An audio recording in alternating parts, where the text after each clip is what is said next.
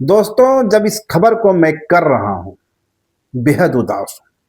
उदास इसलिए कि हर बार एक बुरी खबर के साथ, एक नेगेटिव न्यूज के साथ आपके सामने आने का मन नहीं करता। लेकिन परिस्थितियां ही कुछ ऐसी बन रही है। अभी से चंद घंटा पहले मैंने आपको एक तस्वीर दिखाई थी। तस्वीर क्या थी? दरअसल एक कहानी थी।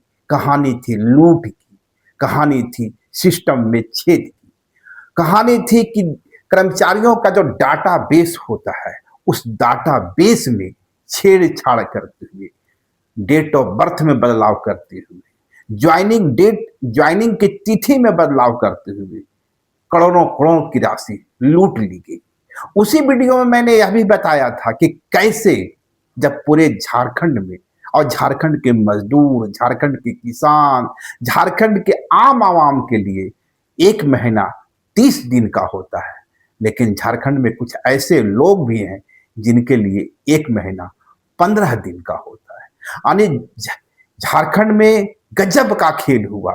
614 करीबन करीबन कर्मचारियों ने एक एक महीने में दो दो बार सैलरी लेने का कारनामा कर दिया। और यह स्थिति तब है जब हम एक फाइनेंशियल क्रंच से गुजर रहे हैं। लेकिन एक तीसरी और एक और नकारात्मक न्यूज हमारे हाथ लगी। दरअसल चंद दिन पहले जेट का एग्जामिनेशन हुआ था, झारखंड एलिजिबिलिटी टेस्ट। यह वही टेस्ट है जिसको पास करने के बाद, जिसको उत्तीर्ण करने के बाद असिस्टेंट प्रोफेसर आप बनते हैं। असिस्टेंट प्रोफेसर से आपके करियर की शुरुआत होती है। विश्वविद्यालय और कॉलेजों में प्रोफेसर बनने का, असिस्टेंट प्रोफेसर बनने का मौका मिलता है। लेकिन उस परीक्षा में क्या हुआ था? परीक्षा में कई सेंटरों पर प्रश्न पत्रों की कमी थी। यानी जितने स्टूडेंट थे उससे कम उस सेंटर पर प्रश्न पत्र थे। एक कमी जो आई वो बंडल की गड़बड़ी में आई, और कई स्थानों पर इस कमी के कारण परीक्षा को रद्द करना पड़ा। परीक्षा जब रद्द हुई तो स्टूडेंट ने प्रोटेस्ट किया, अभ्यर्थियों की ओर से, एप्लीकेंट की ओर से विरोध हुआ, और उस विरोध में पुलिस और अभ्यर्थियों के बीच, पत्रकारों के बीच तू मैं की खबरें आई।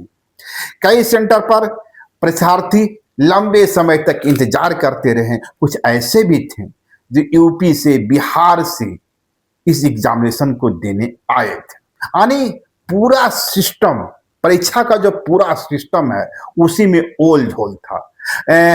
बायोमेट्रिक सिस्टम जिससे परीक्षार्थी अपना सिग्नेचर बनाते हैं, कई स्थान पर वह भी काम नहीं कर रहा था, और आखिरकार ओडिया और एजुकेशन, शिक्षा का प्रश्न पत्र को रद्द करना पड़ा।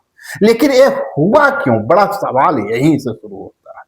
आखिर ये नौबत आई ही क्यों? जिस परीक्षा का आयोजन हो रहा है और इसके पीछे कौन सी एजेंसी थी, बड़ा सवाल यहां से शुरू होता है। यह जो परीक्षा हो रही थी जेट का, झारखंड एलिजिबिलिटी टेस्ट का, यह जेपीएससी की ओर से आयोजित किया गया था, और इसका संचालन, माने जो एजेंसी थी, अब उसी पर सवाल खड़े हो रहे हैं। और वही सवाल आज का सबसे बड़ा सवाल है। यानी विनेश टेक्नोलॉजी प्राइवेट लिमिटेड, एक बार और सुन लीजिए, Vinesh technology private limited.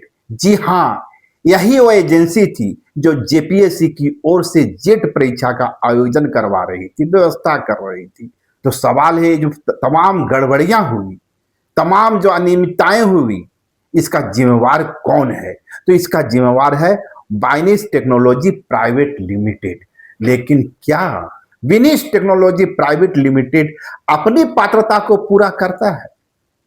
Jharkhand eligibility test की जिम्मेवारी तो इस एजेंसी के कंधे पर दे दी गई, लेकिन क्या यह एजेंसी एलिजिबल है? जी हां, यह एजेंसी एक ब्लैक लिस्टेड एजेंसी है, और ब्लैक लिस्टेड इसे किसी और ने नहीं किया है। इस एजेंसी को, जिसकी ओर से झारखंड एलिजिबिलिटी टेस्ट का आयोजन हो रहा था, और मैंने आपको बताया कि प्रश्न पत्रों में गड़बड़ी थी, कई जगह प्रश्न पत्र सही संख्या में नहीं पहुंचे थे, कहीं बंडल में गड़बड़ी थी, और कहीं सही समय पर प्रश्न पत्र नहीं पहुंचे, और कई सेंटर पर परीक्षा को रद्द करना पड़ा। उस परीक्षा का जो एजेंसी था जिसके कंधों पर संचालन की जिम्मेवारी थी, वह खुद ही एक ब्लैक लिस्टेड कंपनी है और इसे ब्लैक लिस्टेड किसी और ने नहीं किया है।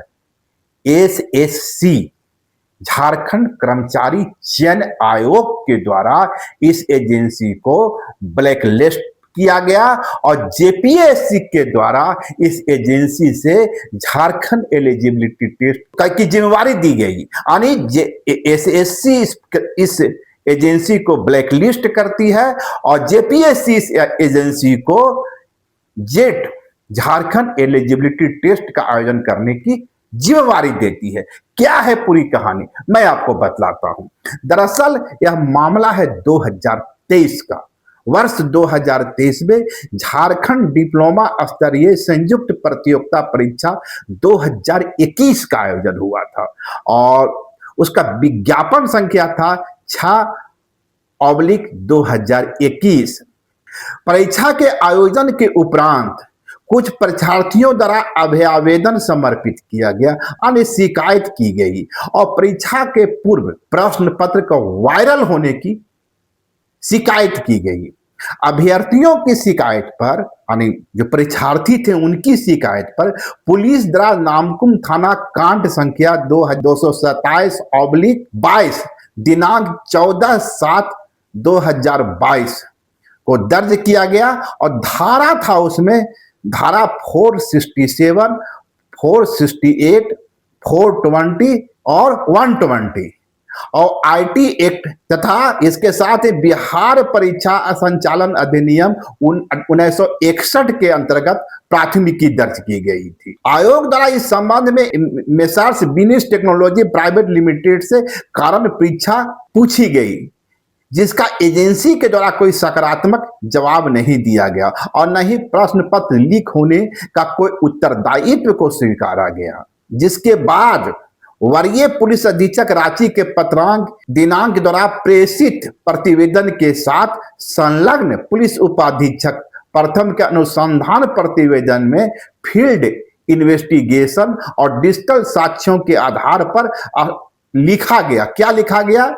बिनिस टेक्नोलॉजी प्राइवेट लिमिटेड का मालिक तथा पूर्व डायरेक्टर अरुण कुमार एवं डायरेक्टर अजीत कुमार के द्वारा प्रत्यक्ष और परोक्ष रूप से प्रासंगिक कांड से संबंधित परीक्षा के प्रश्न पत्र लीक करने और गिरोह के सदस्य अभिषेक कुमार से संपर्क में रहना, बिनिस टेक्नोलॉजी प्राइवेट लिमिटेड का मालिक और पूर्व डायरेक्टर अरुण कुमार एवं डायरेक्टर अजीत कुमार का प्रासंगिक कांड में संलग्न होने और कांड से संबंधित परीक्षा के प्रश्न लीक करने वाले गिरोह के सभी सदस्यों के द्वारा सरकारी नौकरी भर्ती परीक्षा में प्रथम प्रश्न लीक करने वाले संगठित गिरोह संचालन करने का प्रमाण है। यानी उस समय की जांच में इस एजेंसी पर कई तरह के गंभीर आरोप लगे।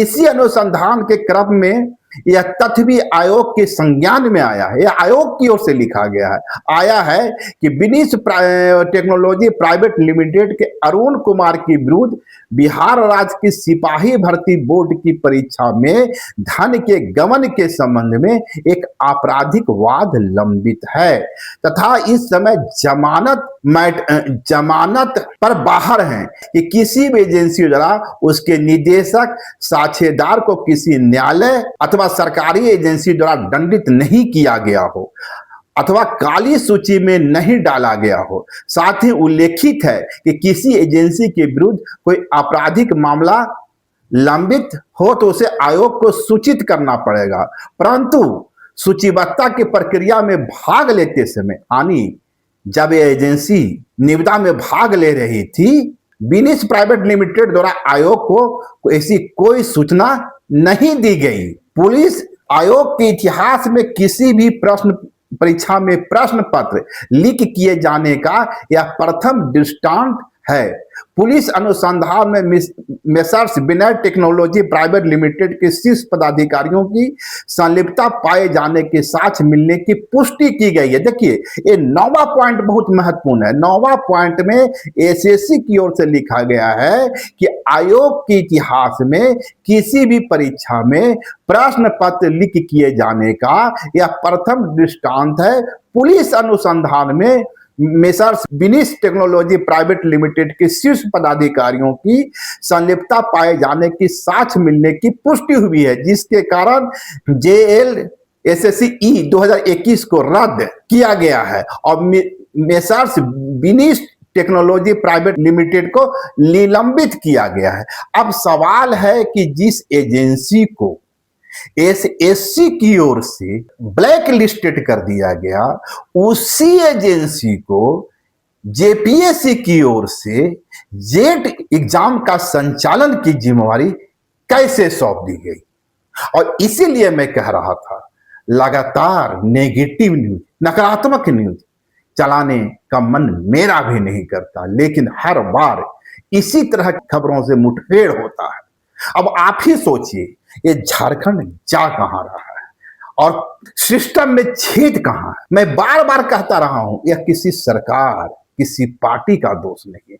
हम जिस सिस्टम का हिस्सा बन चुके हैं, खोट उसी सिस्टम में।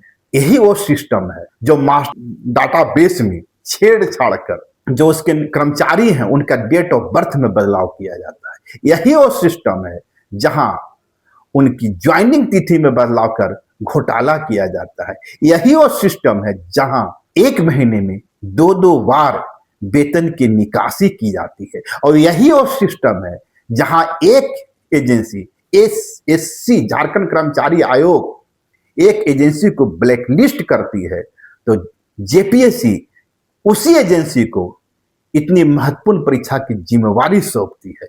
उस हालत में आप समझ सकते हैं कि झारखंड की मुश्किलें क्या हैं और झारखंड की चुनौतियां क्या हैं और किसकी जिम्मेवारी दें, किससे सवाल करें। इसलिए मैं कहता हूं, यह सिस्टम का दोष है, लेकिन सिस्टम का यह दोष हम झारखंडियों पर भारी पड़ रहा है। शुक्रिया, नमस्कार। लाइव लगातार के वीडियो को लाइक करें, सब्सक्राइब करें और बेल आइकन को दबाना न भूलें।